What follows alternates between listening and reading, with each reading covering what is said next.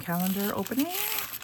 Let's open day 10. I think it felt like a stencil. Oh, yes, with a Christmas tree. So these are fun. I'm going to use it kind of like a mask and grab some supplies, and I'll come back and we will make a fun card. Okay, I have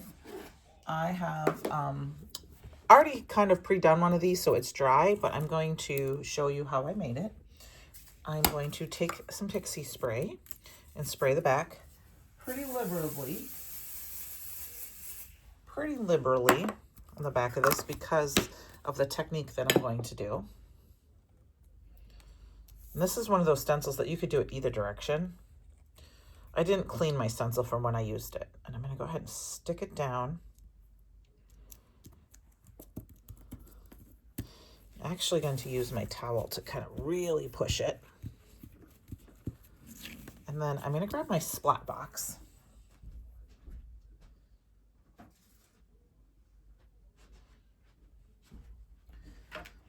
And I have, it's still wet from the one I made before, but I'm going to originally take my water. I'm going to spritz it. And then I'm going to take some Holly Berry Chroma Mist and spritz that. And I'm using some other Chroma Mists, but I'm not sure if all of them are in stock. So you may have to just kind of see what you have for color. You just need some red. My candy apple red was pretty much empty. I didn't realize that I'm out of that. So I have Cabana Berry. And I'm just very liberally spraying everything. This is No So Bright. And then I think I had one more that I used. It was, let me see if I can find it quick. It was Pomegranate. It's a very dark red.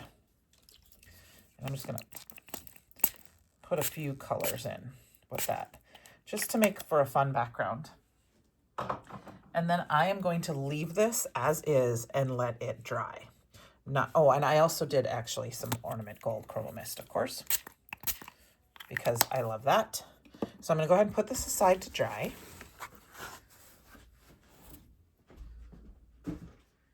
And through the magic of television, this is what we've got. Now, by leaving it in place, now I oversprayed too much, and so it leaked underneath. But if you leave it in place, it should work, especially if you used good pixie spray. I am going to go ahead and, it's not going to matter for how I'm going to make my card today. I'm just kind of wiping off the nozzles here. Red is one of those colors, you know, and I'm going to have red fingers for a while. I'm just wiping them off so that all that's good to go. And then, like I said, it oversprayed. I'm good with that. Now, we're just going to do what I've done before. I'm going to go ahead. I've got a couple of markers here, some Olo markers here. I'm going to grab a couple. And we're just going to do some coloring directly over. We're also going to do a little paper piecing. Let's see, I need some browns. So I am going to speed this up and let you sit back and relax, enjoy some Christmas music while I'm doing some coloring. All I'm going to do is go around the outside. This is real-time coloring, and trace this tree. And then I'm going to add, I'm doing the darker on the outside, and then I'll do the lighter. And I'm actually doing the darker on the outside because that is where my overspray is. I will link anything down below that is still available for purchase. They will be affiliate links, which just means if you place an order using one of those links, I get a small commission, which helps provide me content. So now sit back, relax, and enjoy while I do some coloring.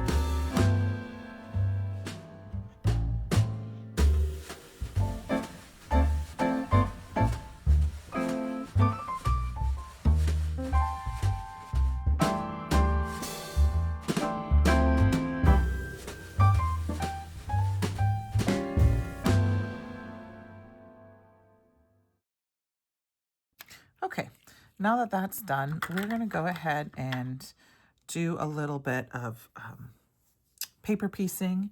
I'm going to kind of just paper piece off a little. Let's trim it down first.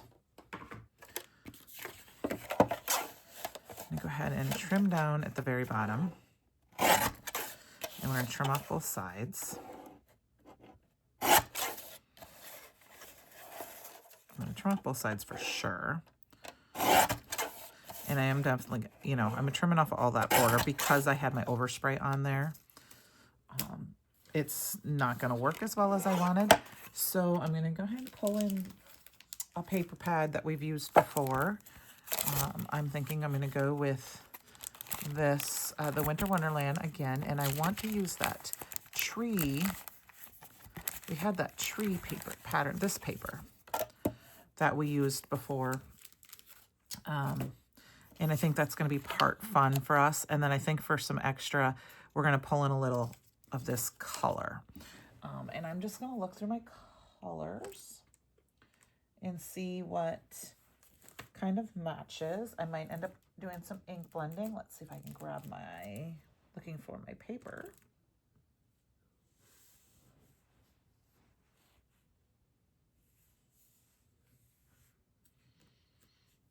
Okay, I ended up pulling out another sheet of that paper from the paper pad. It's the opposite side. I like the coloring on it. So I'm going to go ahead and cut this down to 4 by 5 1/4. I'm going to grab one of my new top folding A2 card bases. And then we're going to use a piece of this, but I don't want this whole thing. I think we're just going to, this is 3 inches, I believe. I'm going to cut this down to 2. And just do a little strip of it like this. So we'll do 2, and I'm going to do this at 2 and 5 1/4 because I think I want it to go the whole length. Well, I guess I did 5 1/4, so it's the same. I should have done 5 1/2, but, and then we're going to just put this piece on here. And then I'm going to use this little piece here to trace my pattern. Actually, I don't know if I'm going to do that. We might color that in after all. I'm thinking I might color that in, but we'll paper piece a star. I think we're going to color this in. Let's color this in with, I'm going to go ahead and try to grab one of these, this lighter green color here. It may not work. I may end up paper piecing over this. Yeah, I'm thinking that we're going to paper piece over it, because I'm not sure I'm liking that whole color over that. So what I will do is grab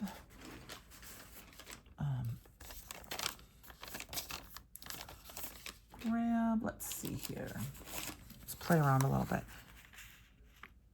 I think I'm going to use some of this paper bag. This is actually from day 11. So spoiler, I opened day 11 while I was waiting for day 10 to dry. Because I am going to use this. So I think what we're going to do is, like I did with the earlier, I'm going to go ahead and just make sure this is as straight as I can make it. We're going to save this piece for another day. And I'm going to use this piece to just cut a little base out. So I'm just going to cut it down real quick. Cut off the edge. I've been digging using these papers. I like this has a little bit of a wax paper on the other side too. I just need a small piece. And let's clean those pieces up.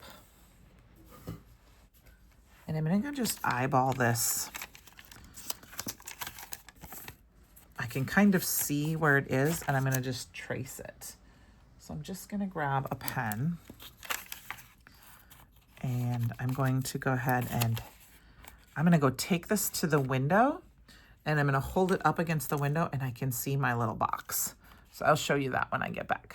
Okay, so I just did a rough trace with my pen on the, I used the window because I could see through this. I'll go ahead and just trim it out. See if I did an okay job when I get down to it, because I may have done it a little too small.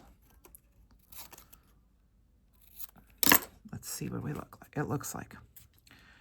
Yep, it's pretty close. It's a little bit small. So now I'll take this piece, and this is trial and error. I just wanted to show you how you can do it. We're just going to cut it a little bigger. And now I'm just going to cut right along the line, hold it in place, cut it up a little bit on top, and then just cut it. It's okay if it's a little bit bigger because we can trim it off. And then I can go ahead and put this on just like this. And that will cover our little pot. Now that's a little boring, of course. It looks kind of boring. So let's see if we can do a little ink blending on it. I'm going to grab a little bit of the Weeping Willow ink and just one of our small blending brushes and see if I can just kind of dirty it up a little bit. Make it look a little bit more rustic. I could probably have run it through an embossing folder as well, but I'm just gonna, this is good enough. Just a little rustic. This. And then we can go ahead and put it down on here like that. Perfect. So I am going to use some liquid glue. I'm going to use both actually, because it has a little bit of stick on the other side. It's a little slick on this side. You can kind of see that. So I'm going to use a little bit of both liquid and dry adhesive. Go ahead and stick that down. And I'm going to go ahead and just flip it over and cut that little extra piece off. And then we have our little panel. So now we need a sentiment. And I'm going to go ahead and pull a sentiment from that I already have stamped out. This is from the holiday shapes. Remember I had these done. I'm trying to use some of these up. I'm going to use one of these green ones because we've got the green. And we're just going to kind of layer it on right about here. And then we need a star on top. And then maybe we'll add some of those sparkles to our tree. So let's get this all put together first. With our adhesive. So I hope you have enjoyed my 12 days of Christmas. Well, I guess it's 13 days because we have 13 bags. And every once in a while, when you get a card panel, I wanted to show you this is off just a hair, whether it was folded wrong, cut wrong. You just take it to your trimmer and line it up and trim off that extra piece. And the same thing, the little bottom. It might not be perfect. Nobody's actually going to get it out and measure it and make sure that this is an A2 card. There we go. Much better looking. Because sometimes paper has a mind of its own and it wants to do its own thing. And then we're going to take this strip and go ahead and put this down.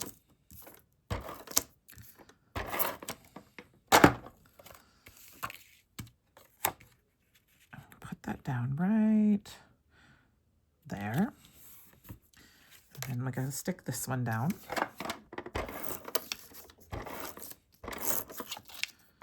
It's been very fun for me to be able to make these cards and using, like I said, a limited supply, or just using a basic supply. Yeah, I'm going to put it up a little bit higher at the 2/3. I was trying to think, does that look like it's cut straight? But I think it's just the way I have it laying in. And then we're going to go ahead and layer our Merry Christmas. And I think we're just going to kind of put it right over the edge like this. We could pop that up, but I think I'm just going to layer it because we're going to add a little bit of gemmies. Little gems. Layer it right here. So it's overlapping a little bit. Maybe not. Yeah. We're going to overlap just a little bit with that. And now I'm going to actually go through my stash and see if I can find a star that can cut out, or a punch, because I'm sure I have a punch somewhere that cuts a little star, and then we'll add some gems. So let me go find a star quick. Okay, I just found a random star that was in my stash. I pulled a piece of the glitter stock from day one. the glitter stock pack. And I'm going to die cut out a star from there with my little die cut machine here.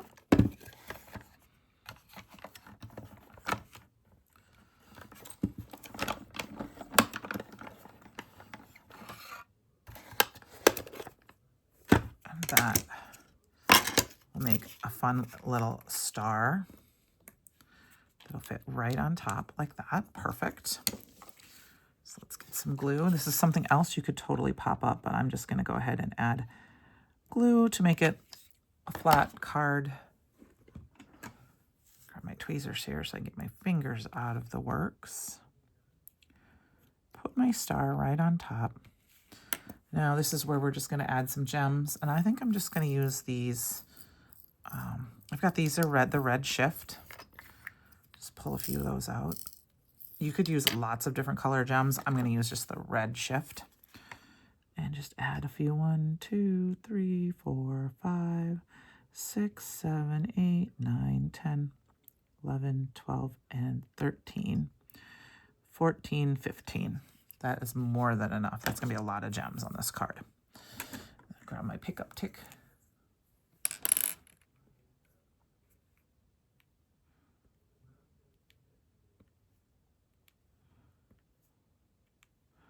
And stick them down all over. Like I said, if you had a variety pack of gems, this is a good time you could use those. You could do gold sequins, which would tie in with the gold with the star. Same thing, you could stamp your sentiment in gold and heat emboss it. And make a fun, you know, sparkly card that way. I think that is all I'm going to do for that. And this is day 10. So I hope you enjoyed the video today. Sit back or come back tomorrow and see what day 11 brings. Have a great day.